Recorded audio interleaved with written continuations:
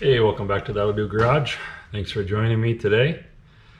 We will be digging in on part 3 of the injector cup replacement saga for this 2000 F350 with the 7.3 PowerStroke. Got a lot of work to do. I'm starting to think this truck has lived here longer than I have. It's time to get it going on down the road. Okay, quick recap just in case you missed it. Part 1, valve cover removal, disassembly of all the doodads up here. Part 2 was actually injector removal and inspection. They're over there waiting to be resealed. Part 3 is going to be, well, it's going to be the rest of it. It's going to be resealing the injectors, it's going to be replacing the injector cups, putting everything back together, and then handing the keys back to the happy customer. Now, I should catch you up to speed on a few things I've done off camera. You might recall as we remove the injector cups, it's going to allow a lot of garbage to fall into the cylinders, so you have to be pretty careful about minimizing that and cleaning it up. And one of the things you can do to minimize the fluid ingress is to drain the coolant, not just from the radiator, but actually from the block. And so that's one of the things I've already done off camera. There's 2 plugs on either side. On the driver's side, it's right near the oil filter, between the oil filter and the transmission. And in that area, there's 2 plugs. One of them is coolant and one of them is oil. And you're going to want to use the one that's a 1/4 inch square. That is the coolant one. And I think that one is on the slanted face of the block. The oil return is straight up and down, and it's like a 3/8 drive. So you don't want the 3/8, you do want the 1/4 inch. The other one is over here. You're not going to be able to see it, but it's right up above the starter, and it's difficult to get to, but according to some folks online, you can actually get to it with leaving the starter in place. I removed it, but yeah, so did that, made a huge mess of coolant underneath the truck just to make sure we're making progress. And that way, when we come to pull the injector cups out, which is going to be very soon, it's not going to let all that coolant flow down into the cylinders and mess everything up. And also, as we know, our coolant is in terrible shape, right? It's like 70% diesel fuel. So that's another reason why it's important to get all of the coolant out of there. So a second activity I did off camera was pressure test the cooling system. And I'm not going to show you guys that, but here's a video of the end result.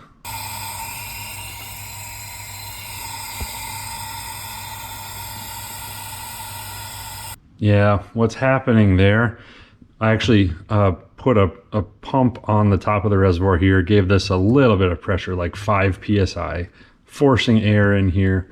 And what you can see in that video is this, well, I don't know if it's fuel or coolant, they're one and the same now, but it's spraying out of the injector cup. And that's not supposed to happen. You should be able to pressurize this, and all the injector cups would stay sealed and keep everything neat and tidy. So that was, I think, cylinder, well, I don't remember. It's over there, one of those over there. And that one is definitely leaking. So that's good news. It's kind of a smoking gun, right? We know for sure that sucker was leaking. So we're on the right track. There is light at the end of the tunnel, and now we just have to put it back together. Final thing I did off camera was just kind of lay out these injectors and make sure we got them clearly identified with which cylinder they're from. We are going to put new O-rings on all of this and then put them back in the same cylinder. I don't have the O-rings yet. I did order this kit from Rosewood Diesel, and this was supposed to come with O-rings, but unfortunately they got accidentally not put in. So those are supposed to be here tomorrow. But all in all, this looks like a pretty good kit. These are the injector cups that we're talking about here, so you can kind of see how that works. We're going to end up using this tool to pull them out. And this is kind of like a tap that's just the right size. It's going to go down inside that injector cup and thread itself into the cup. And then you tighten this up here, and that pulls this thing out and pulls the cup along with it. So then you clean everything up, apply a little bit of retaining compound here on the sleeve, and then you use this guy to press it down in with a hammer. Just smack it up here. So I wanted to get some good quality tools. There is quite a few videos on YouTube about people using inferior products and, you know, the nightmares that result when this thing breaks off, or, you know, this thing isn't straight or something like that. So I figured I'm going to splurge and buy some good products here, and we'll see how it goes. This will be my first time using this kit. So yeah, I think we got a lot of prep work done. Oh yeah, the one more thing here, I did pick up new valve cover gaskets, and these are original equipment Ford, and these I think are not, but they're very similar. This was from Rosewood Diesel, and this is from Riff Raff Diesel. They had pretty good prices online, and you know, one of the things I was looking at, the way this harness plugs into this valve cover gasket, it's got these retaining tabs on it so that it actually notches into it. And this other one, this must be an off-brand aftermarket, because it doesn't have those. It just has these wonky little zip ties. So the wires are chafed and not happy with that, so that's the reason for replacing the harness. And the valve cover is just a good idea, but I wanted to make sure they play well together, so we upgraded all 4 of those. Got all our cups. We just need our O-rings, I think. So plan of attack here, we're just going to do 1 cylinder together, and you guys can, you know, multiply that by 7 more times. But basically we're going to use that tool, thread it into 1 hole. We're going to wedge it into the cup that's in there, and then we're going to remove it, clean everything, and then put the new one in with the poundy tool. There's 2 different schools of thought here. Some people like to take all the cups out of all the cylinders, clean everything, and then press all the new cups in. Some people like to go 1 at a time, and I'm thinking I'm leaning towards 1 at a time. The beauty is, if you take this cup out and then you go start working on this one, or you clean this hole and this one's already clean, you know, let's say you're blowing in here with compressed air, you could push coolant back into here, and now this one's contaminated or whatever. So if you pull this out and put the new one in, that kind of ensures that you've got a nice clean environment and everything's proper. So I think I'm going to go 1 by 1. We're going to work on this cylinder right here. First thing we're going to do, put a little paper towel or something in there, because we are going to be producing some garbage and some shavings, and we don't really want that to go down in the cylinder. Next thing we're going to do, grab our removal tool. It's got these nice sharp threads up here. It's going to cut threads into the cup as we go down by turning this top here as a 9/16. Just thread this guy down in there, and then we're going to use this mechanism here to push down, which will essentially pull out the cup. And, you know, Bob's your uncle, I guess. Here we go.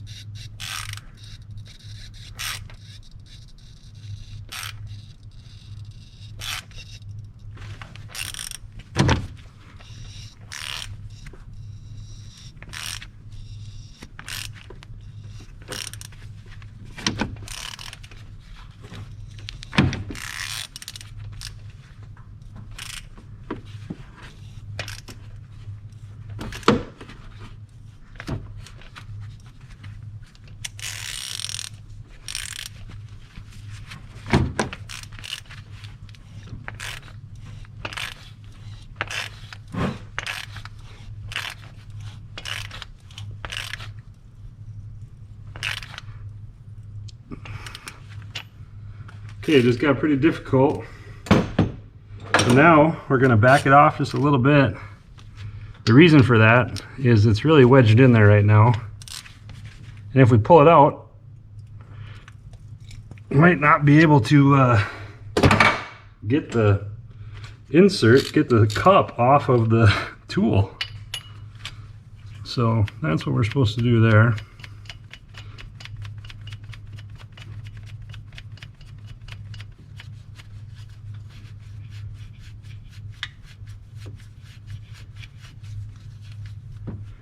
All right, so that's all the way down. Oh, I got the wrong socket.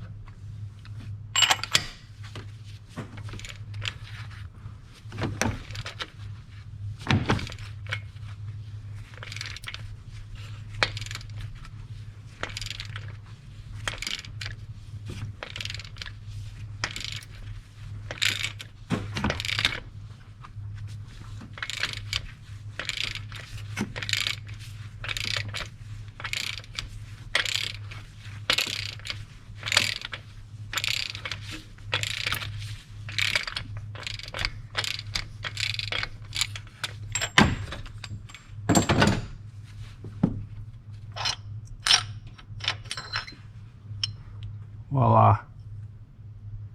Well, there it is, right? That's how it's supposed to work. So we put that flange sealant stuff, retainer compound, along this edge, and this edge, and this face. And so what I'm looking for right now is the presence of that. I don't see a lot. I see a little bit right here, but that's not very much. I'm not saying it's wrong, I'm just saying it's not super obvious. The next thing I'm looking for is cracks, because apparently they can be really small. Oh, and also you see this kind of stuff, it's falling out. That's why we put that paper towel in there, so that this kind of stuff doesn't fall down in the cylinder. That would be a bad day. So now we're supposed to be able to just grab this with the pliers and basically thread it back off.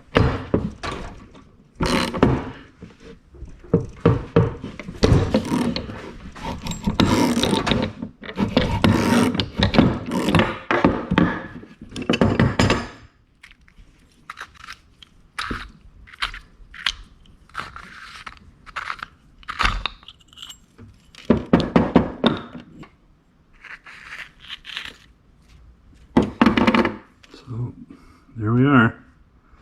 Cut the threads down inside. That's how you get it out. So that's what it looks like down on the cylinder head. You can see a big open cavity at the bottom. Guess that's where the coolant flows, probably, and then the higher passage there in the middle is fuel, I think. So if you have a cracked cup, they just get to share space. Yeah, good times. So now we need to come in here, clean up any retaining compound, clean up the coolant, make it real spick and span, and then we can press the new one in. So for cleaning, I just used a brush and a screwdriver. Just very carefully went around the base of the hole to make sure all of that compound was broken up and loose.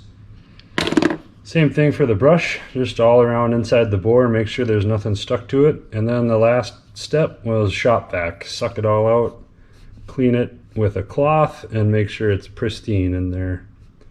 So we're ready now to install the new one. So we're just going to put a dab of oil here on this O-ring, and then we're going to slide that guy on just like that.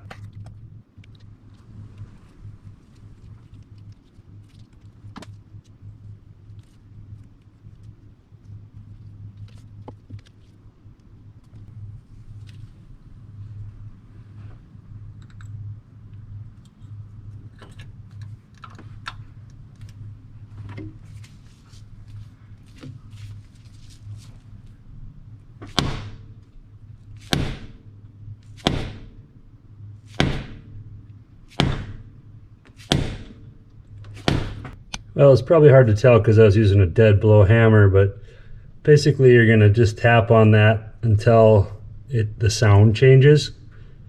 You'll probably be able to tell just from the sound, but also you can kind of tell when it's moving and when it stops. You just drive it right to the bottom and then make sure it looks right compared to all the other ones. I'm also going to wipe up that excess sealant that's in there. I don't want to leave that in there. Sit rep. All the cups are done. Actually screwed up. I guess it's number 7 way in the back here. There was oil down in the cylinder. So I cleaned it out. I went to press in the new one. And as soon as I did, the oil kind of shot back up the cup and contaminated all that compound sealant stuff. So had to get another one from Napa for 12 bucks. Pull that one back out, put a new one back in. So we're trucking along. I got them all wrapped up this morning, and now I'm moving on to injectors. So here you can see I have everything kind of laid out. Old cups. And these are all numbered with the cylinder they came from so that we can put them right back in the same place.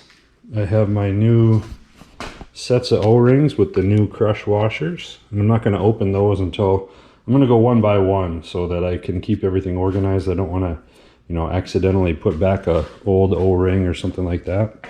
Also have some engine oil so I can lubricate things, brake clean, and paper towels to clean up the injector. I'm just going to use, this is a nice fresh razor blade, a little pick and a screwdriver to help out. And one guy on YouTube showed me that if you have trouble getting these new crush washers on, you can actually take like a 10mm socket and use it to kind of tap it on. So we'll give that a shot. Otherwise, should be good fun. Here we go.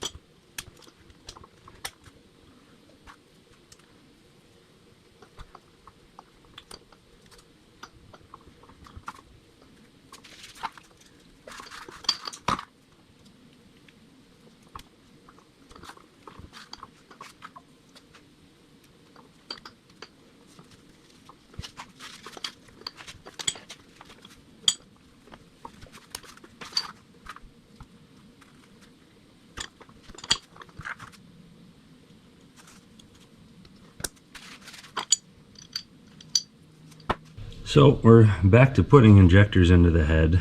A couple things to think about here. Don't forget there's probably still fluid inside the combustion chamber. So I'm going to get all the injectors in to protect the cups and keep them clean, but then I'm going to take all the glow plugs out and I'm going to turn the engine over by hand to push any liquid out of the cylinders.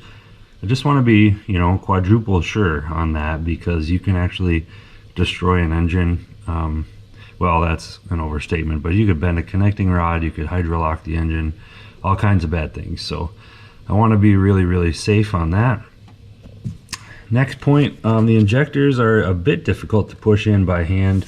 You can just use a rubber mallet, something like that, on the top here. And people have said, you know, if they're not careful, they can break this. So I just put the handle like this so that it's got a rubber cushion.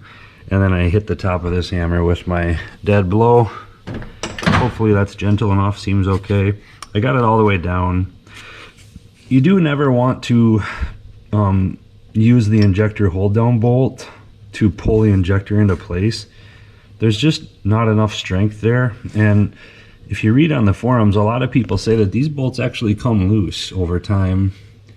And you know, there's a lot of controversy about the torque spec. I believe Ford publishes 120 inch-pounds. Some people go up to 130 or 140 inch-pounds. There is something called a heat torque procedure as well, which means you actually warm up the engine and then torque it again. And folks have found that they torque it at 120 inch-pounds, warm it up, and then they go like another quarter of a turn or a half a turn before they get back to 120. So seems like there's some finicky business there. I'm going to go 120 inch-pounds. Some people even put Loctite on there as well, which I'm not going to do. I don't think it's factory recommended. I also am going to clean out the bolt holes, because with all the fluid and the oil and the brake clean and coolant and everything that's been going on, there's probably fluid down in that hole. So I'm going to spray a little brake clean in there, a little compressed air in there to dry it out. And that way I know I'm not gonna, bottom out that bolt on fluid. So lots of little putsy stuff, lots of little kind of dinking around, but we are making progress, and I hope to have this thing running today.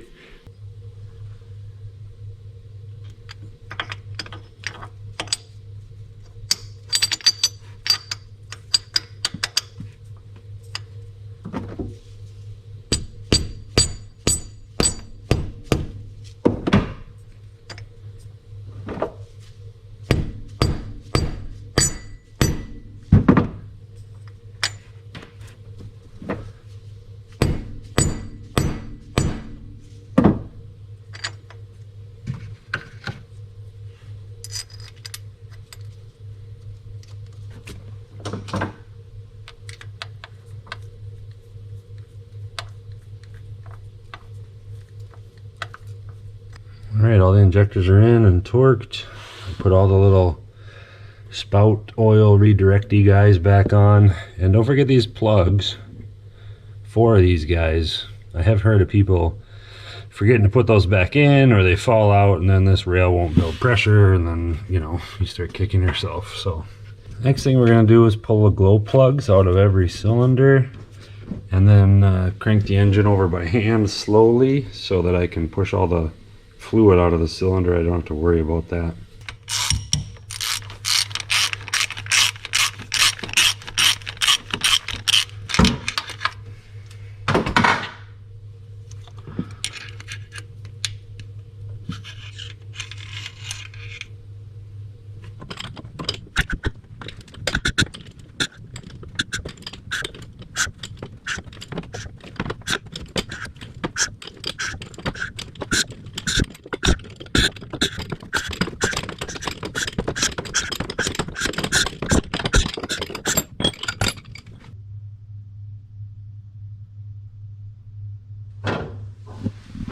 New valve cover gasket and under valve cover harness installed.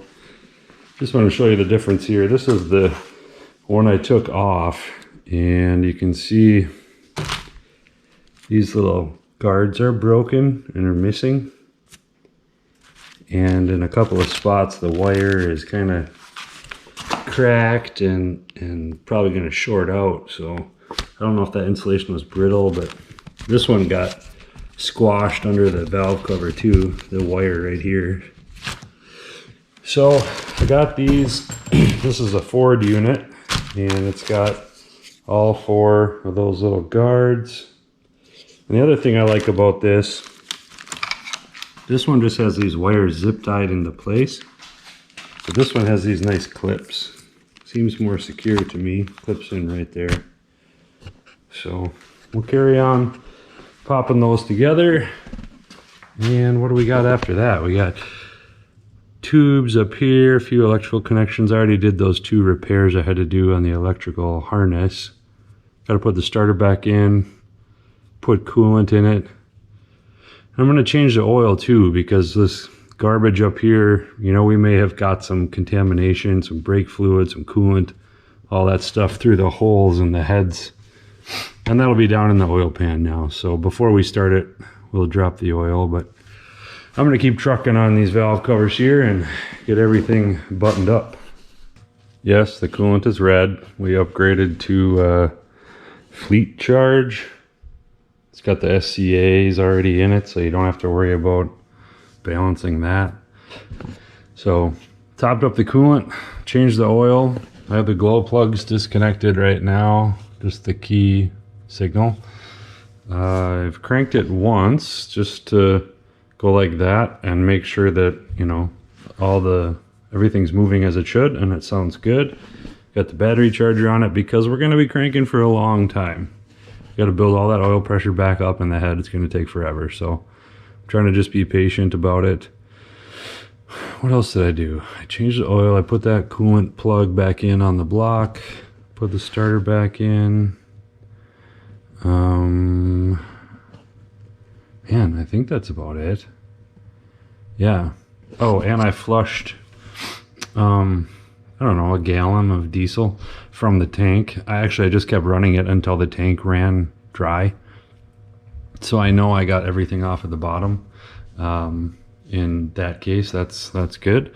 And then I put 5 gallons of fresh diesel in there, and I put the filter back in. So now we just crank and wait.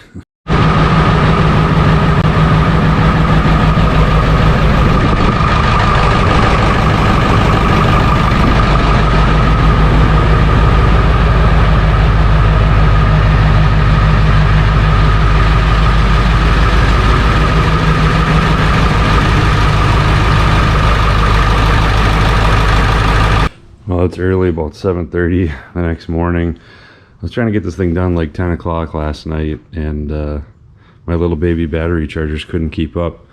So I was doing like 20-30 seconds of cranking, and then I'd shut it off for, I don't know, 2 minutes or 3 minutes or something to let it kind of cool back down. And I bet you it cranked for probably a total of like 5 minutes. Like, it was a long time, right? And the whole time you're sitting there thinking, did I do something wrong? Did I misdiagnose this? Did I forget to hook something up? So that was nerve-wracking. But anyway, my battery charger couldn't keep up, so I had to call it quits last night. But came out this morning and I cranked it only twice and it popped right off, so I'm sure I was close. Good news is it's been running for like, I don't know, 5 minutes. I don't see any immediate leaks. I don't see any change in the coolant level. I also did notice after I filled this thing up, I got a nice inch layer of diesel fuel on top, which I assume was left over in the system, you know, in the nooks and crannies. So I siphoned all that out and we're down to just a tiny bit now, which I'll do again. But yeah, it started right up. It didn't really cough and sputter that much, and it smoked sort of a gray black smoke instead of that big puffy white smoke that I had been doing, which is good. And then the exhaust back pressure valve kicked in, which probably is a good sign. It hasn't done that for a long time. And the smoke pretty much cleared up. So I'm just gonna let it sit here and soak the heat towards the thermostat a little bit. I don't want to get a big air pocket. And, you know, keep checking things. I checked the oil level. What else do I need to do? Probably that's about it for now. Oil and coolant, and get it warmed up. Also do want to take a peek and see if the water and fuel light is coming back on. I don't expect it to, given that I completely flushed it. There is a low fuel light because it only has like 4 gallons of fuel in it, but that's okay. I also have the heat on so I can make sure the coolant is circulating through the heater cord, get the air out. Oh yeah, and this is going to last for a while until I get the air out of the oil system, so I'm not worried about that yet.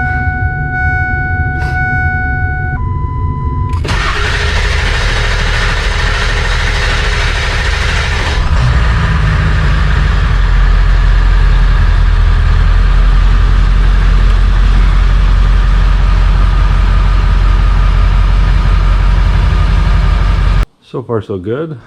No water and fuel light in the cab. That has stayed off.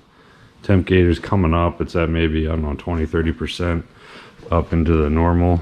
I don't think the thermostat's open yet because I haven't seen the level change a whole lot here, but I have seen it go down a little bit, which is very good. You know, it's been running now for probably 15-20 minutes, and before it would have been puking fluid out even when it was cold. So that's making me feel confident that we resolved something in that giant mess. So now I'm gonna kind of button things up, put the cover back on, take the light off, and I think I'm gonna take it down to the gas station and put some more fuel in it, and just start kind of creeping my way back towards mobile with this hot rod. Okay, so it's been running for, I don't know, 15-20 minutes and then sitting here for 15. So let's see how it starts.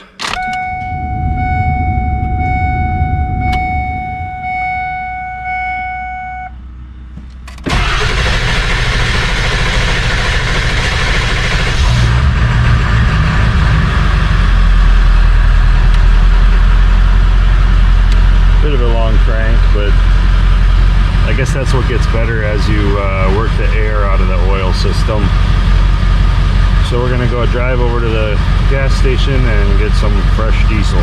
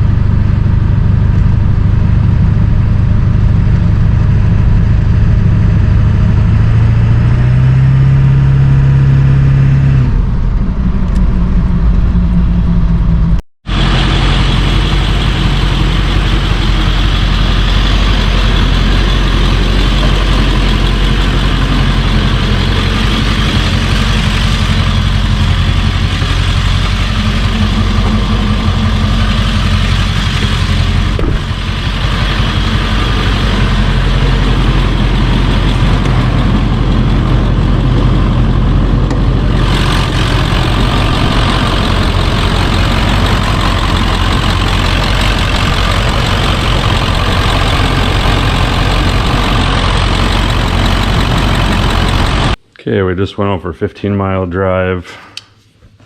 Let's check on the cooling system. You can see there's a lot of diesel fuel on top again, but that's expected. It's built pressure, but not a huge amount of pressure. So let's see. I mean, it didn't puke this out. Oh yeah, it just had a little bit of pressure. That's good. So I can just suck that diesel fuel out of there again. I'll just maybe do that once or twice more. Well, hey, I think that's going to do it for the injector cup replacement on the old 7.3 PowerStroke. Runs pretty good. I'm happy with it. Didn't go too bad. A few surprises, but nothing critical. Anyway, don't forget to like, comment, and subscribe. Thanks for watching.